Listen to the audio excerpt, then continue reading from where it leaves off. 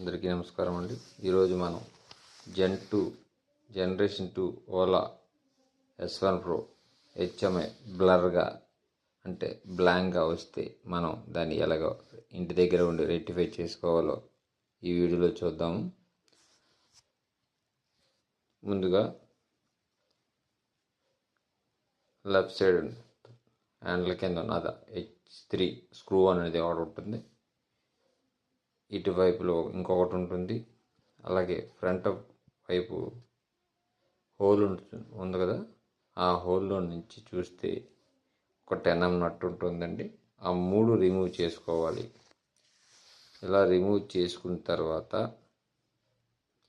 HMIని అంటే top swell అలా open చేయాలి. ఓపెన్ చేసిన తర్వాత చూసారు కదా, అది అలా ఉంటుంది. అక్కడ ఆరెంజ్ కలర్ వైరు, ఆ వైర్ చూడండి, కప్లర్ లాక్ చూపిస్తాం. ఇప్పుడు మీకు కప్లర్లో ఉన్న లాక్ చూసారా, అలా అది లాక్, అది అలా ఉంటుంది. HMI ఓపెన్ చేయగానే అలా ఉంటుంది. బ్యాక్ సైడ్ నుంచి ఒక వేలు, ఫ్రంట్ నుంచి ఒక వేలు పెట్టి అలా నొక్కి లాగితే వస్తుంది. మళ్ళీ అన్నీ పెట్టిస్తే సరిపోతుంది. ఇలాగ వెహికల్ అనేది ఆన్ అయిపోతుంది.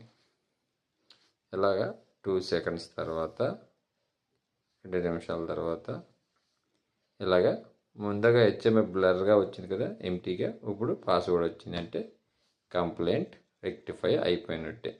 ఇప్పుడు యథావిధిగా మనం ఎలాగైతే ఓపెన్ చేసామో అలాగే HMIని ఫిక్స్ చేసుకోవాలి. ఈ వీడియో మీకు నచ్చినట్లయితే లైక్ చేయండి, షేర్ చేయండి, సబ్స్క్రైబ్ చేయండి. వీడియో చూసినందుకు అందరికీ ధన్యవాదములు. Thank you for watching.